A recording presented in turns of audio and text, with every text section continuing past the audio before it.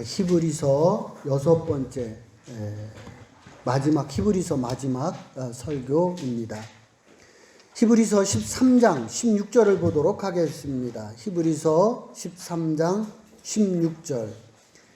하나님은 이 같은 제사를 기뻐하시느니라고 되어 있습니다. 우리 같으면 하나님이 기뻐하시는 예배라고 했을 겁니다. 그런데 히브리인들이기 때문에, 히브리인들을 위해서 쓴 서신서이기 때문에 하나님이 기뻐하시는 제사라고 되어 있습니다. 히브리인들은 내가 거룩하니 너희도 거룩하라, 거룩이라고 하는 것을 알고 있습니다. 구별됨입니다. 13장은 거룩한 삶을 구체적으로 어떤 것인지에 대해서 설명하고 있습니다. 결론부터 말씀을 드리겠습니다. 히브리 공동체에 고난이 왔습니다. 신앙이 흔들리고 있습니다. 그럼 이런 상황에서 거룩이 뭐냐는 거죠. 이런 고난의 상황 속에서도 신앙이 흔들리지 않는 것, 그게 거룩이라는 겁니다. 고난 속에서도 믿음의 주여 온전케 하시는 예수를 바라보는 제자가 거룩한 제자다, 그런 얘기입니다. 히브리 공동체의 삶도 궁핍합니다. 궁핍함 중에서 하나님이 기뻐하는 제사를 드리는 자, 그게 거룩이라는 거예요. 그것이 거룩한 자라고 제시를 하고 있는 것이 히브리서 12장, 13장의 말씀입니다. 히브리 공동체가 당하는 고난에 견줄 거는 아니지만 우리도 코로나 중에 있습니다. 우리가 어떻게 신앙생활을 해가는 것이 거룩한 것인가를 우리가 생각하면서 오늘의 말씀을 들었으면 하는 바람입니다. 히브리서 13장 1절 5절 말씀 교독하도록 하겠습니다. 히브리서는 이 거룩이라고 하는 것이 뭐냐? 드림과 나눔이 있는 것이 거룩이다, 그렇게 말씀을 하고 있습니다. 그래서 먼저는 나눔에 대해서 제시를 하고 있습니다. 1절, 형제를 사랑하고 손 대접하기를 잊지 말라고 했습니다. 히브리 공동체의 삶을 한번 우리가 생각해 보겠습니다. 지금 히브리 사람들은 남의 나라에 와 있습니다. 경제적으로 사실 여유가 없습니다.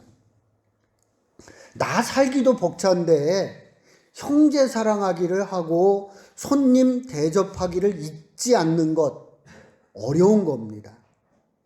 그 어려운 것을 하는 것, 그게 구별되는 거예요. 쉽지 않잖아요. 쉽지 않은 거를 해내는 것, 그래서 그게 구별되는 거예요. 그것이 거룩이라는 거예요. 2절 말씀입니다. 손님 대접하기를 잊지 말라, 부지 중에 천사를 대접한다 라고 했습니다. 이 말씀은 아브라함을 두고 한 말입니다. 아브라함이 지나가는 나그네 손님을 대접을 합니다. 이때 이분들이 뭐라고 말씀을 하느냐 하면, 내년 이맘때에 내가 반드시 내게 돌아오리니 내 아내 사레가 아들이 있으리라고 말씀을 합니다. 아니 100세예요. 그런데 아들이 있을 거라고 하는 거예요. 내년에는. 보통 사람들은 믿지 않습니다, 이런 말들을. 콧방귀 끼는 얘기죠. 믿을 수 없는 상황에서 믿음을 갖는 것, 그게 구별된 삶이라는 것. 뭐가 구별되는 거냐? 믿을 수 없는 상황에서도 믿는 사람, 그 믿음이 구별된 믿음이고 그것이 거룩이다 라고 말씀을 하고 있습니다. 5절 말씀입니다. 돈을 사랑하지 말고 있는 바를 족한 줄로 알라, 이렇게 말씀합니다. 말씀을 준비하면서 내내 돈을 사랑하지 않고 사는 것이 가능한가, 내 스스로 많이 또 이 설교를 듣는 성도들을 생각하면서 고민을 하고 말씀을 준비를 했습니다. 무소유, 이거 스님들의 수행 덕목입니다. 인간은 본능적으로 소유욕이 강합니다. 소유욕이 강한 인간이 돈을 사랑하지 않고 산다는 것, 그게 구별되는 거예요. 어려운 거예요. 그거. 어떻게 가능하겠어요? 그런데 그렇게 하는 사람, 구별된 삶, 그것이 거룩한 사람이라는 거예요. 레위기에서 하나님께서는 소유보다 나눔에 대하여 말씀을 하고 있습니다. 예. 우리는 모두 소유하고 싶지만 하나님께서는 그것이 아니라 나누라는 거예요. 그것이 거룩한 백성, 내 백성, 이스라엘 백성이라고 하나님께서 말씀합니다. 내 백성은 거룩한 백성이에요. 다 소유욕을 가지고 있지만 내 백성은 나눌 줄 아는 백성.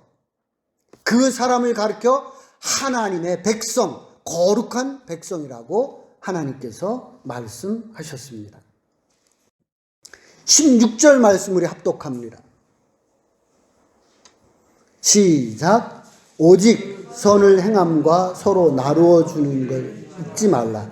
하나님은 이 같은 제사를 기뻐하시느니라. 아멘. 1, 2절을 합쳐서 16절까지 제가 합쳐서 보겠습니다. 형제 사랑하기를 계속하고 손님 대접하기를 잊지 말라. 서로 나누어 주기를 잊지 말라. 하나님은 이 같은 제사를 기뻐하시느니라. 아멘. 이어지면 이렇게 되는 거예요. 지금 히브리인의 삶의 처지가 가난합니다. 궁핍합니다. 생존이 위협받고 있습니다. 그런 상황이지만 형제를 사랑하고 손 대접하기를 잊지 않고 서로 나누어 주기를 잊지 않는 그러한 삶을 살아가는 것, 그것을 하나님이 기뻐하시는 거고, 그 하나님이 기뻐하시는 백성이 바로 거룩한 백성이라고 말씀하고 있습니다. 여러분도 나눔을 통하여 거룩한 하나님의 백성들이 되시기를 주님의 이름으로 축복을 드립니다. 하나님이 기뻐 받으시는 것이 또 한 가지가 있는데 그것은 드림입니다. 히브리서 13장 11절로부터 13절 말씀 교독하도록 하겠습니다. 11절 말씀 보겠습니다. 대제사장은 먼저 속죄의 피를 가지고 성소, 지성소에 들어가서 피 뿌림을 합니다. 그리고 그 짐승의 육체는 영문 밖에 불 태웁니다. 영문 밖에서 불 사릅니다. 번제를 드렸습니다. 이 번제라고 하는 거 고기를 통째로 태워서 드리는 거 아니겠어요? 먹지 않고 모두 불 사르는 겁니다. 우리 소 한 마리를 불태운다고 생각을 해보세요. 소 한 마리. 재산의 가치도 대단하지만 그 소 한 마리를 태우려면 하루 종일 태워야 되는 거예요. 소 한 마리를 불에 태우려면 하루 종일 태워야 돼요. 아까운 생각 안 들겠어요? 그죠? 우리 정상적인 사람은 아깝죠. 드린다는 게 그런 거예요. 아까운 거예요. 아까운 줄 알면서 그래도 드리는 거. 그것이 구별되는 거예요. 아까우면 못 드리죠. 근데 아까워. 그래도 하나님이 기뻐하시는 일이기에 하나님 앞에 드리는 것. 이것이 거룩이라는 거예요. 12절 말씀입니다. 예수님도 자기 피로서 백성들을 속하기 위해서 예수님은 십자가에서 피 흘리시는 것을 보게 됩니다. 그리고 그는 성문 밖에서 십자가에서 죽음을 예수님께서 경험하는 것을 우리는 잘 알고 있습니다.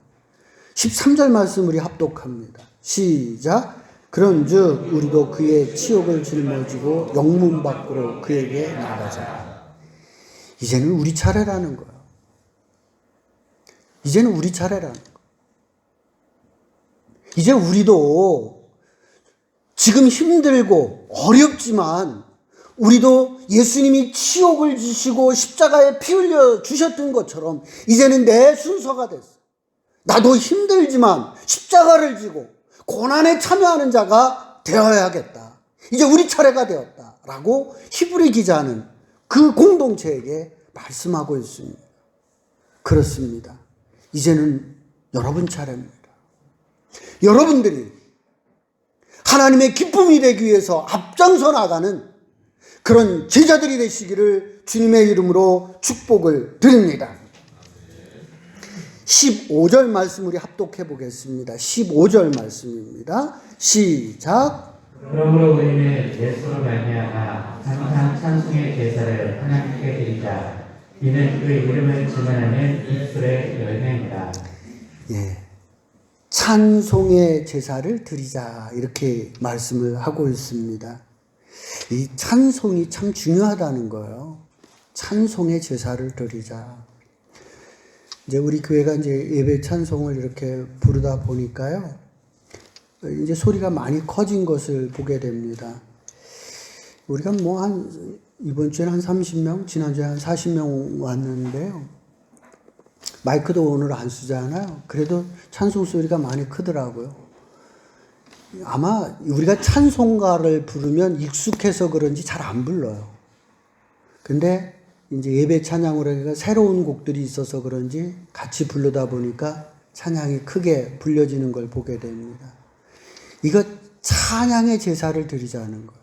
여러분들이 찬양을 그냥 습관적으로 이도 부르지 않았으면 좋겠어요. 여러분들이 마음을 다해서 정말 하나님 앞에 이 찬양을 드립니다. 정말 하나님, 내가 이 찬양을 하나님 앞에 마음을 담아서 드립니다라는 찬양의 제사를 드리는 여러분, 그런 거룩한 예배를 드리기를 주의 이름으로 부탁을 드립니다.